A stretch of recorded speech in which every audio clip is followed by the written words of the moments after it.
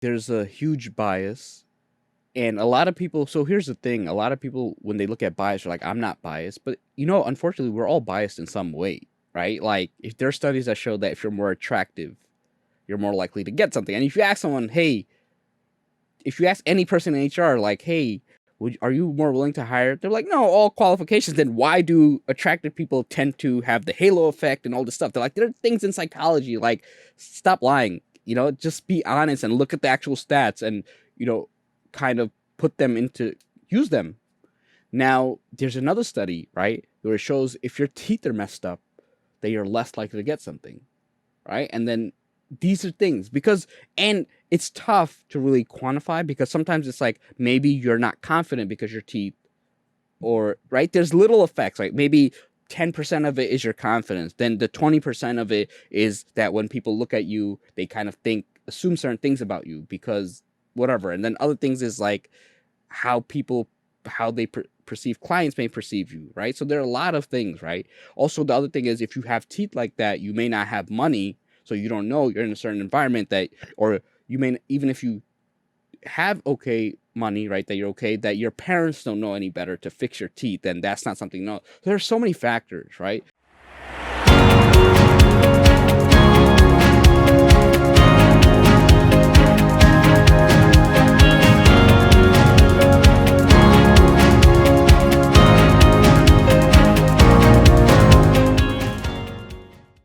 Today we have the keeper of secrets, Jonaed Iqbal. He hears the horror stories of job candidates looking for work, but through resume writing helps turn it all around to land their dream job. He was born in Bangladesh and immigrated to New York City in the 90s, doing his master's at Columbia University. Doing something I can't even pronounce, so we'll let him do that. He's also the co-founder at NoDegree.com and host of the No Degree podcast. Welcome to the show, my friend. How you doing today? Hey, Victor. I'm happy to be here. And so the word that he couldn't pronounce is actuarial science.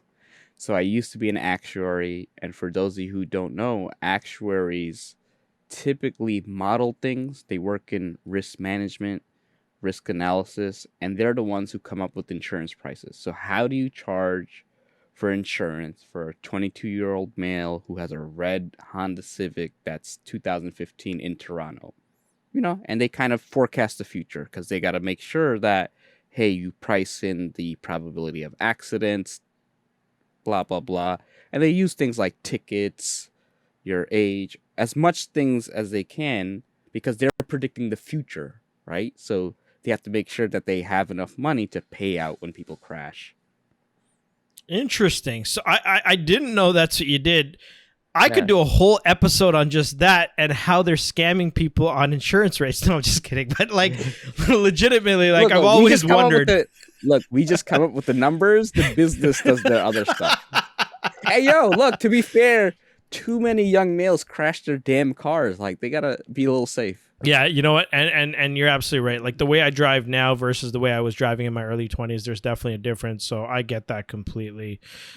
Listen, man, thank you for giving that sort of context around that. That's very, very cool. But you've definitely taken a bit of a turn, and we'll jump into that a little bit later on. But moving to the U.S. from a different country is never an easy thing. I mean, the immigrant story is one that I always have an affinity to, just being an immigrant myself. But tell me a little bit about what it was like, showing up in New York City. I know you came as a young boy, but you grew up there. What was it like growing up in New York City as an immigrant family? Tell me about that experience. Yeah, so look, I'm in Jamaica, Queens. We were one of the earlier Bengali families. Like, now the thing is, there's probably little Bangladesh, right, where I live. It's just crazy. But we were one of the earlier families that came in. And you know what? I had a good life. The landlord was Bengali. The people upstairs who lived was Bengali. And then, after a few years, different families moved across the street. But for me, it's just I was always I had fun as a kid. Just riding my bike. I used to just always go downstairs, hang out at that house. And I learned English by watching cartoons. Wow. So, and my parents always sort of stressed education. So I I I was okay in school, and then after the second grade, I don't know, things just clicked a little more, less of a language barrier, I guess, just more comfort, and I had an easy time making friends, So, and like a typical yeah, I was childhood almost. yeah, typical childhood. I mean, my dad, I remember as a young kid, he was a limo driver. That was the first job I remember him having. And then like I used to like wait for him to come home, late at night and then go to sleep. So he was a limo driver. And he's the immigrant story, right? I came as a kid, so you don't really have the same struggles. And the struggles that we have honestly weren't too bad in the sense of I was never really hungry. Right? Obviously, he'd come home with the occasional pizza or like fried chicken, and you'd be and as a kid, that's you don't need like steaks or anything like that. And then my dad also worked in like a convenience store.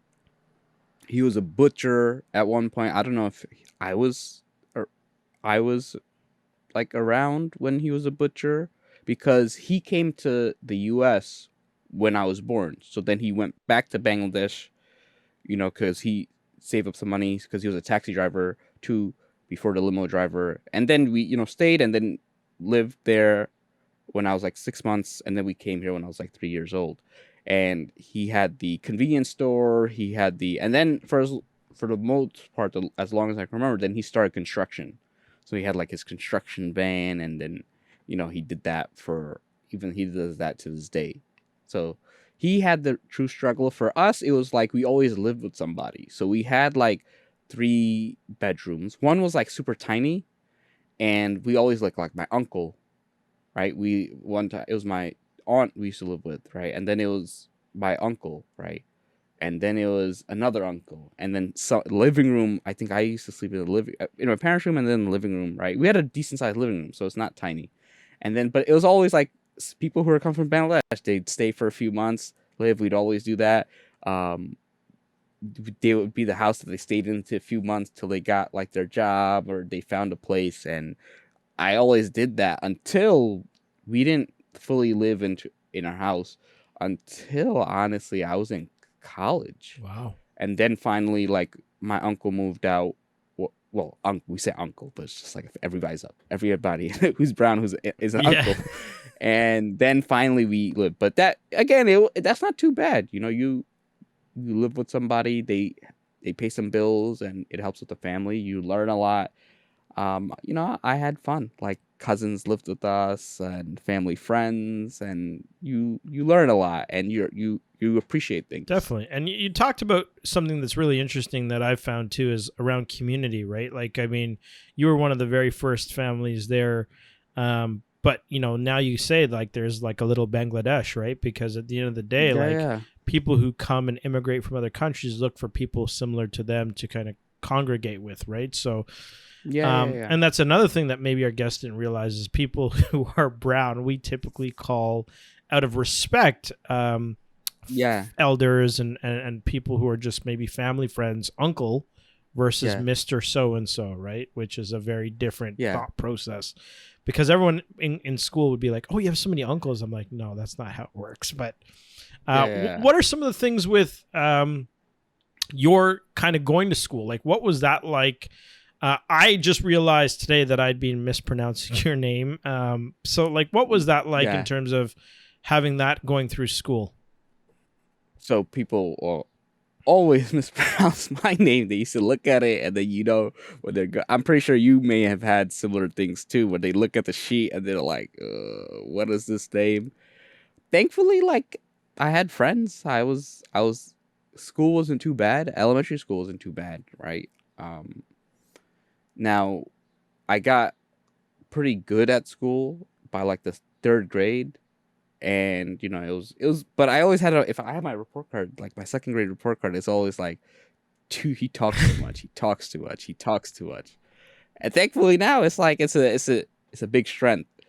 So I was always a good test taker, and like for me it was like me trying to compete with the kid to see who could finish first, right? And I'd get like a pretty good grade. Maybe I'd make a sloppy mistake here and there, but I was always good in school. I mean, the English and stuff, the reading writing, I wasn't necessarily as good of a writer, and I became better, and now I'm like pretty decent at it. but I was all like math, science, all those other subjects. I was always a good student. But the issue is that my mom, my parents, they were like typical immigrant. Like, you got a 96, this kid got a 98. You got 100, that kid got 102 with extra credit. You So honestly, now I ignore my parents when it comes to like education and stuff. It's just like I don't listen because they just have such a warped view of like, of course, there's always gonna be someone who does something better than you. It's like, who cares? That's amazing that you got into that, because that's definitely very much the conversation in many immigrant homes. Tell me about sort of education, because one of the things that I like, it kind of almost blew my mind when you first reached out to me, being like, yeah, I have this thing called no degree. And I'm like, oh, awesome. Like, you must have had a passion having no degree to start this thing called no degree. And then I come to find out you actually have a master's degree. And I'm like, what? So tell me about this Yeah. whole journey to no degree. What does it mean to you? Why did you start this thing? Why is it important to you? I wish I started it earlier, man, because I started it in grad school. So it was like, if I was rich, I would have just done that. But unfortunately, I wasn't rich, and I sort of had to get a job to prove to my parents, kind of thing, and kind of at least please them. And then they're like, all right, the kid's not an idiot. And he went to Columbia and he got a job. He got a good job that's like competitive. A lot of people try to go for these jobs. So, how was it like? Someone on Reddit, I was on Reddit. Someone on Reddit asked, for those of you without a college degree who make over six figures, what do you do and how'd you get the job? I was like, oh, let me read this. The top answer was like, I'm a claims adjuster. And then it was like, what'd you do? How'd you get the job? Right? It was like a friend, cousin, or he got applied. Someone told me I should get this certification or something like that. Then other jobs, surveyor, I repair elevators, I'm in this union and I have this certification and I do this job and a lot of people don't know about it. Or my high school teacher was the only one who did this and I learned this from him, and now whenever he gets this, he gives me money and I learned this trade. And everybody was like, how'd you get the job? My cousin, my uncle, my a family friend. It was all right place at the right time, or you had the connection. So I thought, like, what if you don't have that uncle? What if you don't have that friend? What do you do? Are you just like supposed to work like minimum wage for the rest of your life? Because it's like, a lot of those people who work in fast food, some of them are extremely hardworking, right? I worked at Popeyes when I was like 13 years old. And I remember I was like, look, I worked as a kid. I had no bills. So making 7.15 was like cool. Like I get this $60 paycheck and I'm like, oh, okay, I could buy something or whatever. But then like you look at that $60 paycheck per day and you're like, whoa, I made $1,200. It's like, damn, like now I know why you have to live with someone, why you can't afford your own place. And, you know, imagine you had a family, or I was like, I really don't, or why people have two jobs. I was like, because sometimes they have like, oh, you can only work 40 hours a week. You can't work more. So now it's like, wow, I really see, why people have to sort of do these things. So I, after that, I was like, I want to help these people. And because I've always sort of been good at school, but I didn't look down on people who did bad in school, because I knew some great people who just weren't good at school. And, they worked hard and all that. So, and I knew some terrible people who were good at school, right? So I just hated how brown people just, oh, the guy's a doctor and he could be terrible. He could be beating his wife, but he's a doctor, right? So I didn't like that. So I searched up trades.com. It was for sale, but that's like a multi-million dollar domain, and it's trades like stocks and stuff. I'm not going to get that. So I searched up nodegree.com, got an inquiry, and then we actually got it for like $1,400. So I split it with two of my buddies, one from high school and one from elementary school. And that started Wow. the journey. And then, yeah, it just grew from there. But, getting my master, I realized who school benefited and who it didn't serve. And just because it didn't serve you, you should not be pushed aside and cast away. And there are many forms of intelligence. Like if you judge me by my ability to draw, I'll be terrible. But if you judge me by my ability to help others, by my ability to connect, my business knowledge, like my math knowledge, like I'm not the best in math. Like I'm pretty good, but I've seen those kids who would like be on their iPads and who score the highest kids, right? There's some kids who are just straight geniuses in that, but then they struggle in other areas, right? They may not know how to communicate. They may not know how to work well with others. So that's how it started, and I worked for a few years, but I was always building it on the That's side. beautiful, man. I think that and was one of the things that resonated with me. I thought to myself, we are castaway because for our listeners, I have no degree. I was on Jonaed's podcast and it was a random LinkedIn message just saying, hey, like I noticed you don't have a degree. Would you be interested in being on the show? And I'm like, hey, I don't, but let's have a conversation. We've had many conversations since then. And I just think it's such a valiant thing to do for society, right? Because there's a lot of people who require that and feel shunned. Like I call you the keeper secrets because I'm sure there's a lot of people who come to you telling you their horror stories of what's happened with companies and how they've been treated. And there was something recently we talked about with regards to NDAs. Like, are you able to share maybe, obviously without naming names, but just some of those Yeah. things for our listeners to help people to understand that they're not alone in dealing with some of the things they may be dealing with in corporate North America? Here's the thing, man. For corporations, man, they pull a lot of stuff. Like, I'll name a company. You look at the big four. There's something called PwC, right? Have you heard of that company? Yep. My friend, he's my business partner. He's an accountant. He has a CPA, and PwC is known as pretty white chicks because the interns are pretty white chicks, right? And you look at a lot of these companies, and you see a lot of things, man. Just a lot of things that are messed up. I remember I was at a holiday party. There was like a younger girl, and analyst, and the guy was like married with the wife, and he was like trying to bring her to the hotel, and it was like at a Christmas party. And it's funny how companies always preach ethics and integrity and all the values, and it's like at the end of the day, if you perform the function and you're in a certain position, those don't really matter, man. It's just, I'm pretty sure you interact with a lot of people who've been made to feel so low because of corporate. I remember another thing. There was this guy, right? Older Spanish guy, right? He worked at the company and he made himself into a position he didn't have. I don't think he had a college degree, but he worked in this function and he knew this function, right?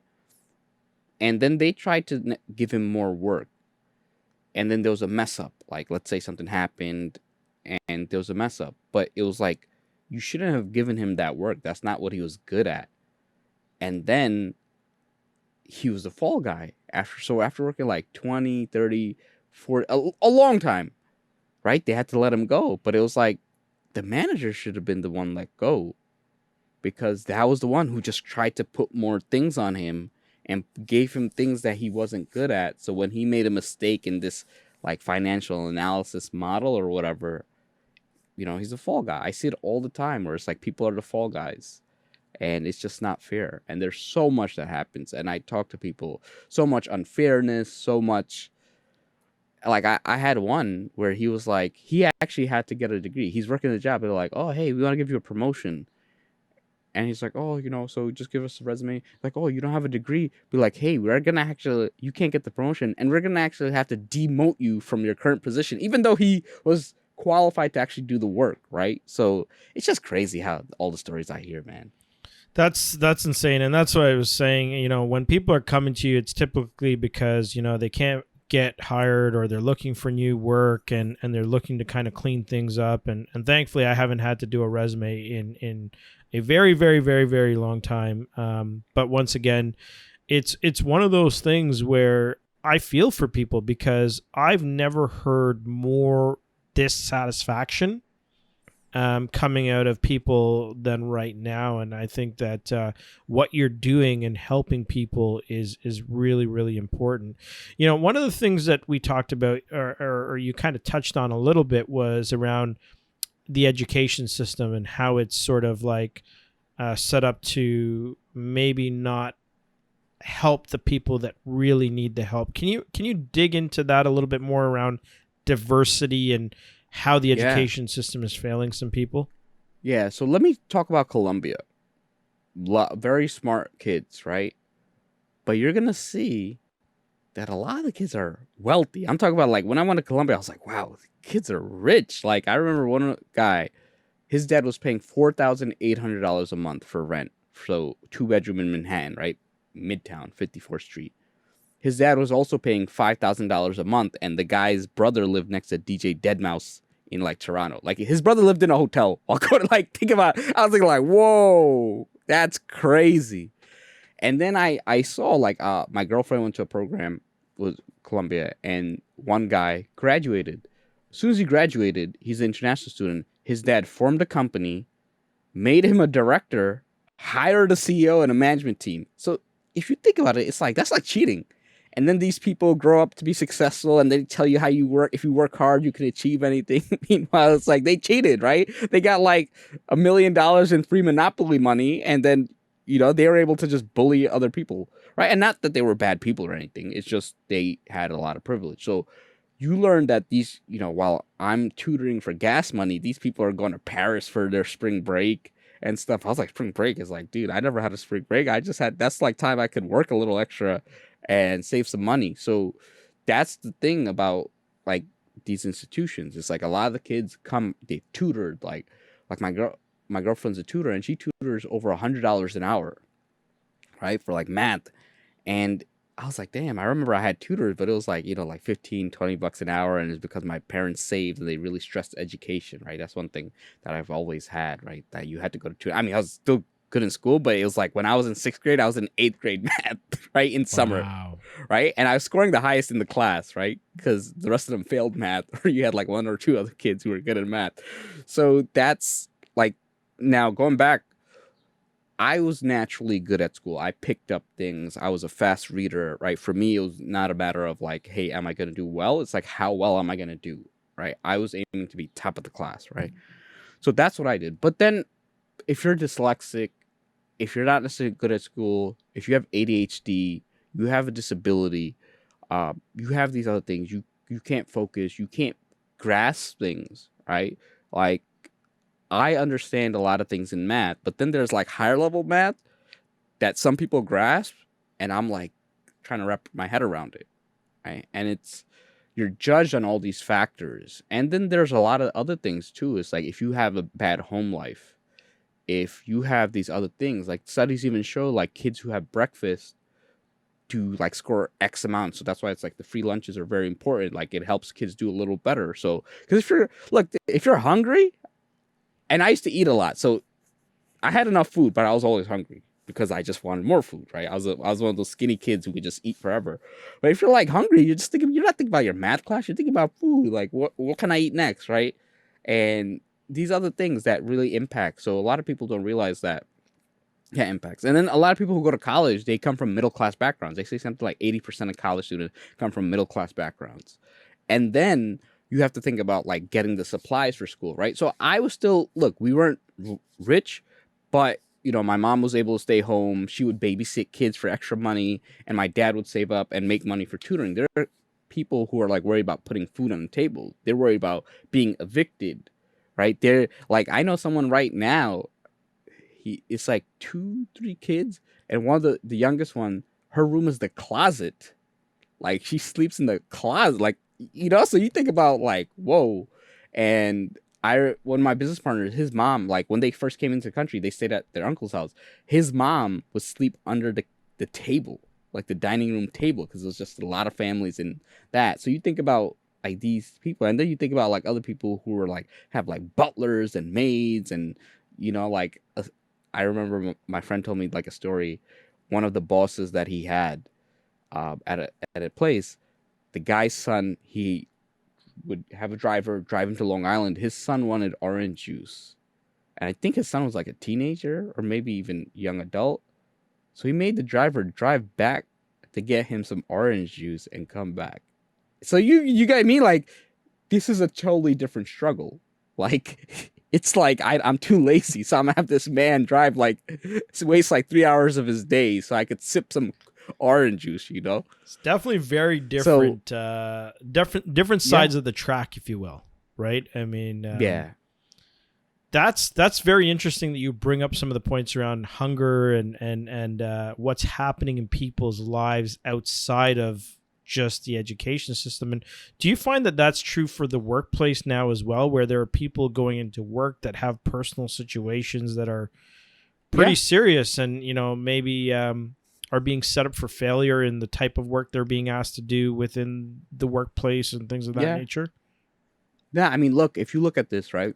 If you look at medical school, there are very few poor people who go to medical school, because even if you have, let's say you could get in, because here's the thing, MCAT, you need to pay for the studying prep, you need to buy the books. A lot of times they have tutors, and let me tell you, MCAT tutors are not cheap. The classes are not cheap, and right, you only have a certain amount of people who can teach them. Now the thing is, the applications, the process, and the fact is, it's like you have to be you can't really make money or support things because you have to focus on shadowing a doctor for free. And it's like, how do you shadow a doctor if you don't know any doctors, right? And if your dad's friend. So a lot of times that happens. And then you get to like the medical school. If you're poor, it's like very tough, right? It's very tough.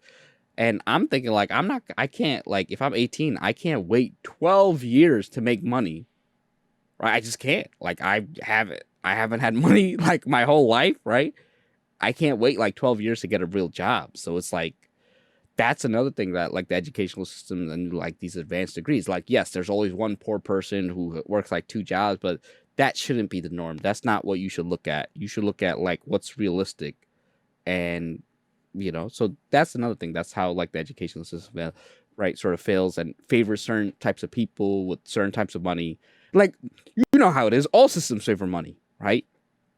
Think about a college student, and you get caught, you get pulled over for marijuana, right? You're poor, that lawyer fee is like gonna crush you. You're rich, you're dead, just wipe off, right? Now you get something on your record. Now you can't find a job. Now you can't, so you have to do other things to sort of make money. So so many scenarios where it's just like you have so many things, and yeah, they say, oh, you shouldn't have done that. But when a rich kid does that, they're allowed to make mistakes, right? They're allowed to like make mistakes and do all that and not have it affect them. Whereas, like, if you're poor, you run into these issues. Like, I remember one time, man, I got a ticket and I cried, like a parking ticket, because it was like $115, and I was just like having a bad day. I just cried, man, because I was like, damn, like I had to like tutor like 6-7 hours, Yeah. right? And that would be like the money I made over the weekend, and it was just like, damn. Like, that hurt. Where it's like, you tell someone, oh, daddy's gonna pay it. So, yeah. That's insane, because you're almost bringing me back to high school for me, like watching the different socioeconomic backgrounds where there was like kids who got, $20 for lunch every day. And it was like, I was getting Yeah. nothing and I was stealing from the cafeteria, right? Just to kind of get some food, right? It's very, I stole food. Like, let me tell you, like, I used to eat a lot, right? I used to love the chocolate milk, right? So what I used to do is only got one chocolate milk for lunch, right? So I used to take one, yeah. and then I used to keep one. Like, the tray was like, let's say this is the tray, right? And then this is, I have like, let's say this is the chocolate milk. So what I would do is, like, on my tray, I'd be like this, like the chocolate milk was under, Yeah. and that's how I get like an extra chocolate milk a day, right? And look, that's like something, but or else you have to pay like extra 25 cents, 50 cents. But I know how it was. And then I used to ask for extra food. Like, I was a hungry kid, right? Yep. It's just like endless stomach. No, I get it, man. And it goes back to people doing things that, are almost like survival mode in some respects, right? Because they don't necessarily have the means to do it, but they need it because, like you said, you're hungry, right? Yeah. Like, what are you going to do? You need to concentrate. There's a lot of studies, but people aren't paying attention to sort of these things, right? And, one of the things that I personally have a huge challenge with is, people asking about work experience. And I think you mentioned this the other day, like, tell me a little bit about what your feelings are with that, because people are coming to school, huge amounts of debt, and they're going out looking for a job, and everyone's like, so what's your work experience? Right. And like, what is that like? What are your clients saying? What are your feelings around that? Yeah. So here's the thing, man. I've amassed so much knowledge through careers because I've done like well over 200 resumes. I've seen thousands. I'm like reading all these things and I just had no ideas. Whereas you see a lot of kids, they're like, oh, like their dad got them an internship. My dad got me a job at Popeyes. Right? Like that's what he got me. You know? Like that kid, like Yeah. that's still good. But that's Yeah. what he got me, like a job at Yeah. Popeyes, right? And then, unfortunately, in the Desi community, we don't tend to help each other out. Because now think about it, it's like I should have got something better earlier. So thankfully, I was very social enough. I used to help someone study, and his neighbor was someone high up in MetLife, and I got a referral. And then thankfully, I had one of my friends, and now business partners. He's older than me, so he helped me prepare for my interview. And then my other business partner helped, and I was always doing research and stuff, so they helped me do a mock interview. But these are things that you don't think about that you have, that if you have, it makes a big difference. Like I mentor my nephew who's like 13 years old, and I'm always guiding him. I'm like getting him into video editing. I'm like, yo, what do you need? All right, you know what? I'll get you a laptop with this program so you can start. These are things I don't even think about because I was like, yo, I was making $10 an hour tutoring in high school. And I was like, whoa. And then I see these other kids in high school, they're like shoveling snow for like $50 an hour because they come from like a wealthy background, right? Or just they come from brown people just cheap, man. They ain't gonna pay you. They be like, yes, you got like a No few one's bucks. paying no Yeah. $50 to shovel anything. Yeah, so it's like I remember I asked this kid and he was like, yo, I shovel. And he wouldn't give me the hookup. He's like, no, I can't. It's family thing. And I was like, damn, that sucks. Because I remember like I tutored for money. I used to do whatever. Nothing illegal really. I stayed away from that because I was like, I don't want to get in trouble. And I saw like I remember we used to shovel for money. So snow, we used to be out and we used to split the money. I had my boy. Then I remember I bought a snowblower. I was like, yo, I'm gonna invest $120. Bought a snowblower. It didn't freaking snow for 3 years, man. Like, I was like, yo, we're gonna be able to do like double the amount of houses and stuff. So I bought the snowblower. I bought like this $50 or $80 wire because it had to be like cold proof and stuff. And it didn't snow in NYC for like 2-3 years. If it snowed, it was like an inch. I was like, yo, what the hell is this? I mean, I still have it, so thankfully, but that's what I was thinking about while these other kids are thinking about like, oh, I'm gonna get this. A lot of times they fake their internship too. Like the first one is like, yeah, I interned, I did paperwork at my dad's company, and it's fake, right? And then but that helps them get something else, right? So here's the structure. Like a lot of times the first things is like you have to get it yourself, and a lot of these people do unpaid, right? And it's tough to be unpaid and not make any money because you have like the MetroCard fees and all that stuff, and you also want to buy your clothes, you want to buy all that, and then the thing is knowing how to write a resume. I didn't know. Now, if I look back at my resume, I was like super basic. Now these things where it's like now I have the knowledge. So all these things, but you could have a crappy resume if your cousin, father gets you in, right? And then once you get that first professional experience, it's just again, it's all about once you start the race like 20 feet ahead, you're always ahead unless you like trip or fall. And then even if you trip or fall, the other guy comes to you and pushes you down. It's like you got to wait till that guy gets ahead of you. It's really, really interesting kind of some of the things that you're sharing because it's the things that very few people talk about, right? I mean, I've always said it's who you know, not what you know, right? Because if you have that uncle, if you have that friend, if you have that person that can kind of pull you in, it usually gets you to the front of the line, right? And for people who don't have that. Yeah, go ahead. I'm going to add to that. Yeah, absolutely. I always counter that statement that it's not who you know, it's what you know. It's not what you know, it's who you know. Yeah. It's who you know multiplied by what you know.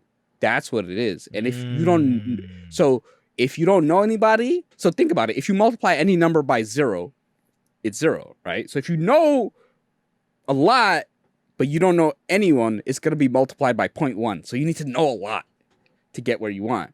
Now, the thing is, if you know a little, but you know a lot if you know nothing, you have to know someone high up. You need to know the CEO. You need to know someone high up. So now it's like, it's a balance that once you start amplifying who you know, what you know starts really going high. Because you're going to see that in certain positions, it's like you have to be sharp, right? Like they're going to be like, yes, you could be the CEO's son, but you need to really at least be competent. You need to be, because you're not going to be able to talk to anybody or you're not going to be able to understand, right? You need to at least pass law school or something like that, right? So That that's makes kind of what I would say. that makes a lot of sense, man. And it goes back to the word that I couldn't pronounce, actuary, where you think Yeah. about things from a math perspective, like how do you take this and multiply it or see that advancement, right? So I love that. There's something that I wanted to ask you because it's sort of aligned with some of the stuff that we're doing here at Discourse, and which the show is sponsored by Discourse. But diversity in hiring, right? Like, I mean, it's one of the things that have been a hot topic over the last Yeah. little bit. Like, tell me about what your thoughts are around diversity and hiring and what's happening right now out there. So again, there's a huge bias. And a lot of people, so here's the thing, a lot of people, when they look at bias, are like, I'm not biased. But, unfortunately, we're all biased in some way, right? Like, if there are studies that show that if you're more attractive, you're more likely to get something. And if you ask someone, hey, if you ask any person in HR, like, hey, are you more willing to hire? They're like, no, all qualifications. Then why do attractive people tend to have the halo effect and all this stuff? They're like, there are things in psychology. Like, stop lying. Just be honest and look at the actual stats and, you know, kind of use them. Now, there's another study, right, where it shows if your teeth are messed up, that you're less likely to get something, right? And then these are things and it's tough to really quantify because sometimes it's like maybe you're not confident because your teeth, or right, there's little effects, like maybe 10% of it is your confidence, then the 20% of it is that when people look at you they kind of assume certain things about you because whatever, and then other things is like how they perceive clients may perceive you, right? So there are a lot of things, right? Also, the other thing is if you have teeth like that, you may not have money, so you don't know you're in a certain environment or you may, even if you have okay money, right, that you're okay, that your parents don't know any better to fix your teeth, and that's not something. No, there's so many factors, right? So a lot of times diversity in hiring, they go race based, right? They're like, and what they end up getting is they just end up getting a rich minority, and it doesn't really help because now it's like they still suffer in some ways, right? But they don't have the same experience. So I no degree attacks diversity through actual education, because if you go after the people who didn't go to college, they come from all non-traditional backgrounds, right? There's a reason they didn't go to college. There's a reason, maybe like their life situation, they come from truly non-traditional backgrounds that are never favored. And I think when you start looking at these factors, yes, there's race correlation with socioeconomic, race correlates with socioeconomic factors, but now you're helping the people who truly need help and not the people who meet the check boxes who don't necessarily need the same help that other people do. I love that. I absolutely love that. And I agree with a lot of everything you just said, because here's the thing. I mean, I know where I grew up, there's a lot of people who don't have access. And, it's not until you can gain economic privilege that you can get some of that access, and it's still difficult, right? So, I've seen it as well. Like, I mean, you've heard of obviously confirmation bias in hiring and things of Yeah, that nature. So, I think people just need to become more aware that these things are actually happening, and you get to pull a diversity of thought, right? And that's why I said, like, for no yeah, degree, I love what you guys are doing. I think it's a very, very important work, because you're helping to strengthen the organization by having people who think differently. You don't want groupthink of everyone saying, hey, I have the yeah. exact same lived experience. We've all went to the same schools. We're all buddies. And I mean, that thought process is like, have you ever heard of lemmings? No, what's So that? lemmings are these little things that commit mass suicide. They basically jump over cliffs and they Oh, all okay. follow each other. And and Yeah, and yeah, and no one ever thinks to be like, hey, I don't think what you guys are doing is right. Like, I'm going to go yeah, the other yeah, way. Like, they just all follow each other, right? And by having those yeah, different perspectives and allowing people who come from those different socioeconomic backgrounds or have those different lived experiences, you actually get diversity of thought. And that's ultimately what we're trying to do here with Truth According To, is to provide that diversity of thought, yeah, because you're talking about things that very few people are willing to talk about openly and honestly. yeah. Here's another thing I totally forgot. I'm pretty sure I got eliminated from a lot of jobs because of my name, right? This is a lot of things that people don't talk about. Like there's this, if you look at a lot of resume studies, and these are pretty good studies because they'll take the same resume, change the name, and then they'll be like, if you have a white sounding name, you're more likely to get called back than if you have a brown sounding name or a black sounding name, right? Despite having the same experience, right? And there are things that show that if you have a black person, they say, hey, this is a black author, rate this paper. They'll find more mistakes. They'll rate it lower versus a white person. And then, right? So all these things, it's like people don't really realize it. And I work with a lot of clients, a lot of Asian clients, a lot of my minority clients, like a lot of brown people, they'll have like, instead of going by Jonaed, they may go by J, right? And then, because a lot of times, sometimes it may just be like, oh, I can't pronounce this guy's name. I don't want to call this guy. I'll call Justin. And I've seen it, right? And then the other thing is, even in schools, they're biased. I remember my business partner, who's a CPA, scored the highest. He was the highest scorer in the class, right? In the count class. And they'd be like, who is it? He would be like the one black guy in the class. He'd be like, who's this black guy scoring the highest? He got, and look, there's no difference between an A or A plus, but it's the principal. So he got an A in the class. The other white kid, similar religion to the professor, A plus, but he scored lower than him. So imagine if it was between the A minus and the A, right? Now there's a grade difference, right? Because A and A plus is both 4.0, like a lot of colleges. But now it's, again, it's the principal. Like he scored the highest grade in the class. Why is he not allowed to get this grade? But this other person who's the same race / religion as you, why do they? Here's the question I have for you, because you brought up a really good point. Yeah. How do you think that makes people feel? Oh man, you get angry. You get angry and frustrated. But you know, the sad thing is you feel powerless, because what can you do? You go to, what are you going to do? How are you going to prove it? They're going to find ways. Oh, this guy participated more. This guy did this more. This guy did that more. And I've seen it just even in punishment, right?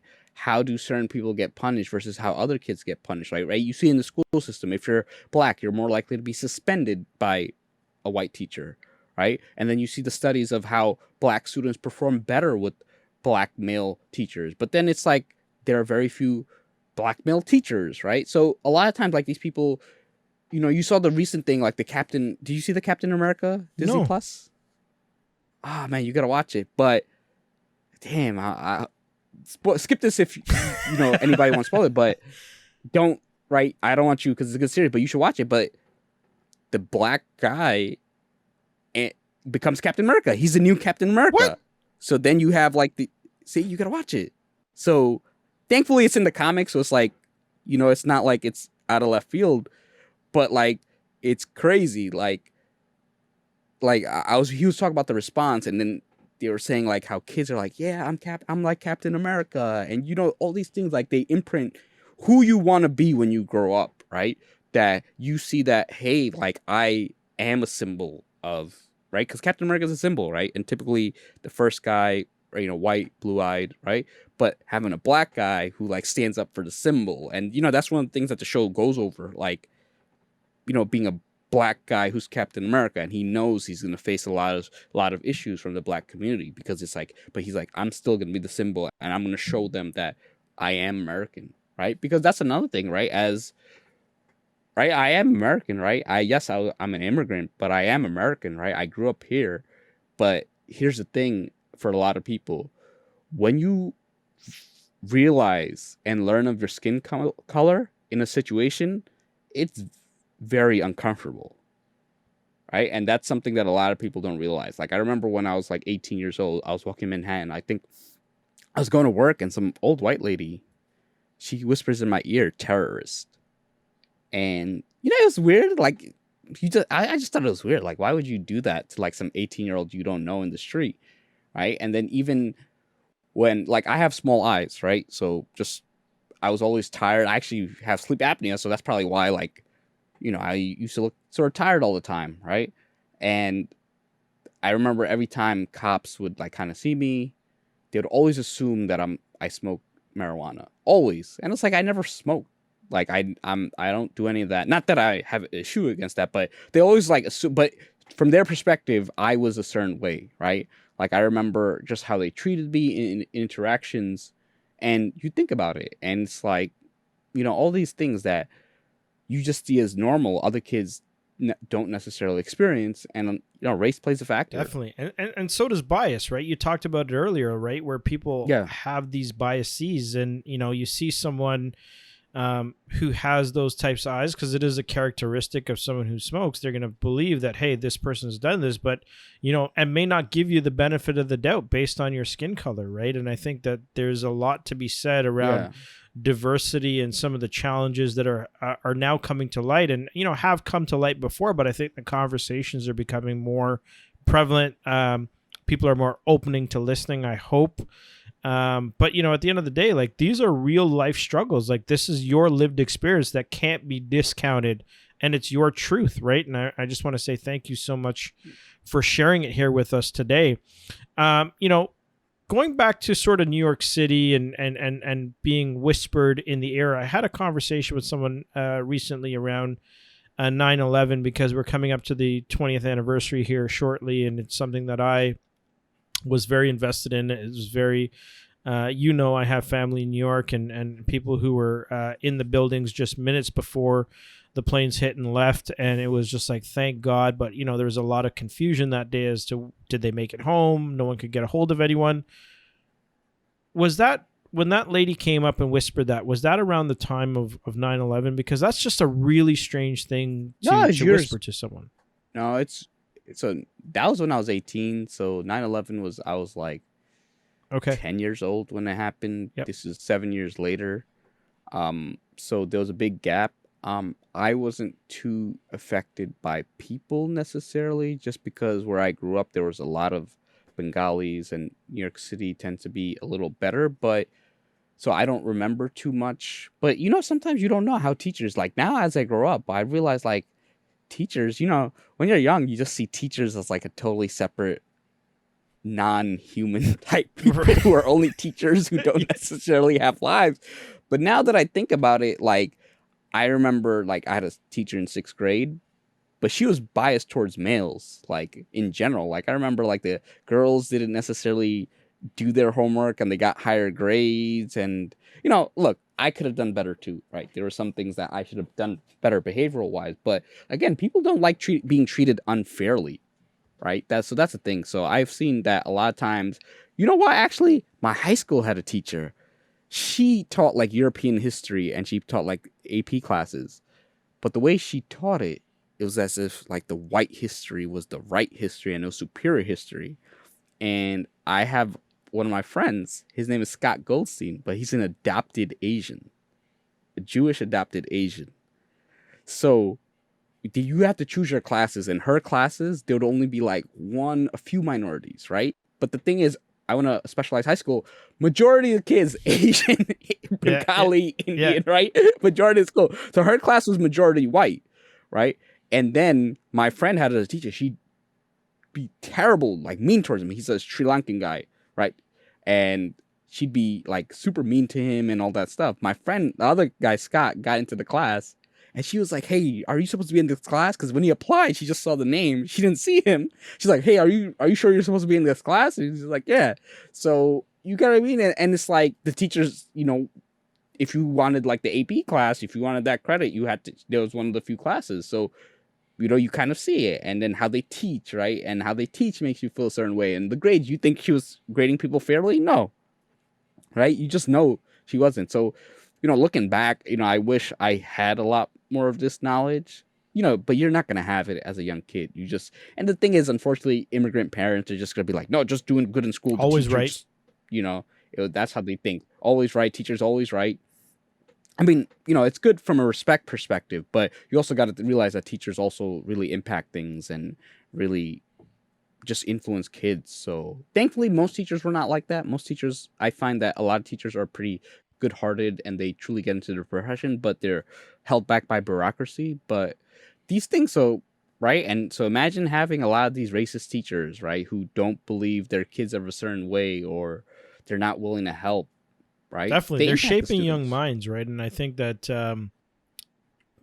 right across the board, whether we're talking about education and pouring into people's minds, or we're talking about the workforce and, how people make a living because they spend most of their days there, we really have to look at things like bias and how they affect, people's mental health as well, because, you're left to feel a way based on those interactions. So, Yeah.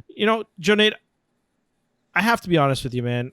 I didn't know where this conversation was going to go, but it was just one of those Yeah. things where I felt we really opened up some dialogue around some things that, like I said, keeper of secrets. Like, Yeah, you brought back some memories, and like I see it all the time, man. And like my girlfriend, I know she ran into a lot of issues when she was, because she's Asian, right? Very, very smart, very did well in school. When she was applying for jobs in finance, if you look at finance companies, you look at the Asians, you look at the brown people, PhDs, masters, Ivy League. You look at the white people, University of Nebraska, regular universities. And again, I'm no degree, so that's not as important. But the fact is, if you're going to apply a standard, apply it fairly. And just because of a certain race. So she struggled a lot when she was finding a job. Now she's in a better position. She has experience. But when she first started, it was a struggle. And it was like, you see it, man. It just breaks you down. Like, and, you just want to quit. Like, I've seen people who just like sort of give up on the job search. And it's just tough. You have to like work twice as hard to sort of get into the same position, and you have to it's demoralizing, man. The job search is already exhausting and tough. It's so much tougher if you're a minority. It's so much tougher just because you have to prove yourself. You have to jump through hoops, and you get the typical, you're not a culture fit, you're not this, you're not that. And it's like, I've seen it happen. Like, I remember one of the things, I gave my friend's resume, right? He had like a 2.98 GPA. Now, the thing was that in the actuarial field is competitive, so you need a good GPA. He had two exams though, so I told him, I was like, I'm gonna go to the New Jersey office, hand deliver your resume. I said, I don't expect an internship, but she should at least give you a shot, right? And then I know you can crush the interview, right? Dude, he didn't get no interview, and this is for an internship, not even full time hire. He didn't get, and then the thing is, I found out that someone got the internship. She has 0 exams, and you could already tell what race, right? So you question those things, right? That you think about, like, and I remember, like, I felt bad, man. He actually went crazy because he couldn't find, and eventually just life and everything piled up. But people talk about these thank you letters and all that stuff. He hand wrote thank you letters. He went to career fair, hand wrote thank you letters, did not get one interview, none. Not even an acknowledgement, nothing. And you just like, wow, it sucks. And then you see other people who just don't have the same struggle. Like when I was at that career fair, Asians, Bengalis, Indians, right? They had 3, 4 exams, internships, and they're struggling to get their first job. And then you kind of see like a white person, one internship, right? And it's just like, you're like, it's so unfair because each exam is an additional 100 to 300 hours of studying. So this person needs an extra 400 or 500 hours to get the same interviews, right? It's just, again, you see it, and it's just like, you have to work so much harder, and you see it all the time. So now imagine that person doesn't have a degree, right? And they're trying to break in, right? That sometimes these people have to get education where other people don't have to get education, or they don't have to get same. And it's just, you see these things, and a lot of people just don't really talk about it. A lot of these things are under the rug, right? And in finance, it's like, it's an old boys club, right? That they think a certain way, they believe a certain way, they believe because they make a certain type of amount of money. It's just tough, right, to sort of break in. dude, keeper of secrets is definitely your title, and thank you for sharing some of those secrets with us here today. Let me ask you this. How do you think as a society we can move closer to a culture of belonging and respect? I think it's just one of those things that happens slowly. You have to acknowledge that, look, I have to get better, right? Like, we have beliefs 10, 20 years from now, we're going to realize, yeah, we were messed up, right?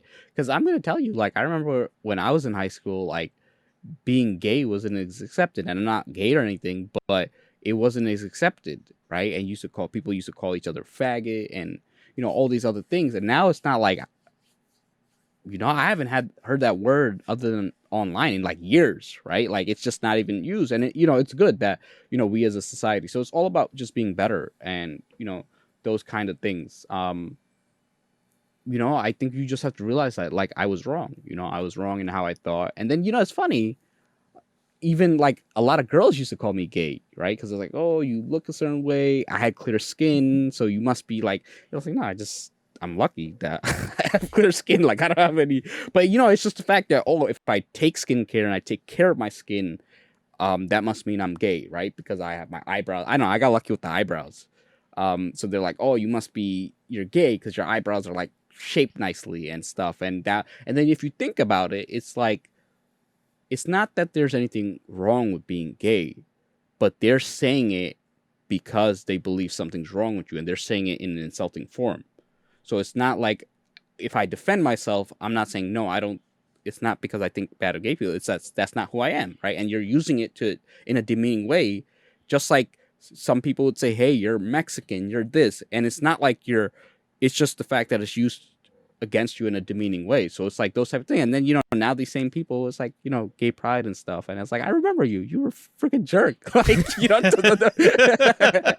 I mean, but people are young. So, I understand, people in high school, a lot of girls. So, these types of things, it's like, we have to realize that we got to get better. We got to change these biases. Like we got to change our beliefs because so much time as like, sometimes we get older, we get stuck to these beliefs, but it's like, I know I'm going to change. I got to change. And if I don't, then I'm going to be like the people who I grew up with who just wouldn't give me a chance. So, we have to be more open to things. I love that, my friend. Where can people find you? Check out nodegree.com.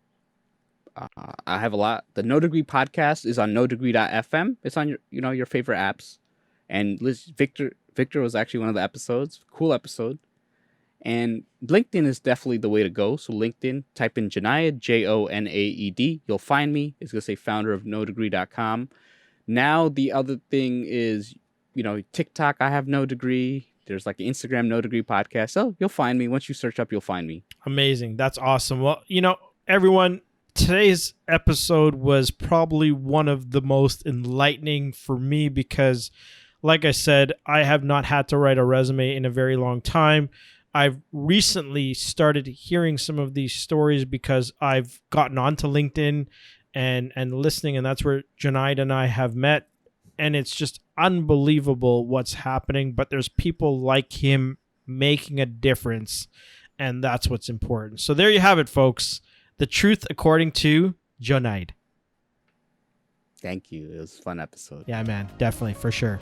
Thank you so much for listening. Our show is sponsored by Discourse. We build belonging into the DNA of DEI. You can visit us on the web at discourseagency.com or check out our YouTube channel, Discourse Agency. Make sure you hit that subscribe button, leave a review, drop a comment, and most importantly, share it with a fellow human. Thank you so much for your support. And remember, your truth is your experience. Bye for now.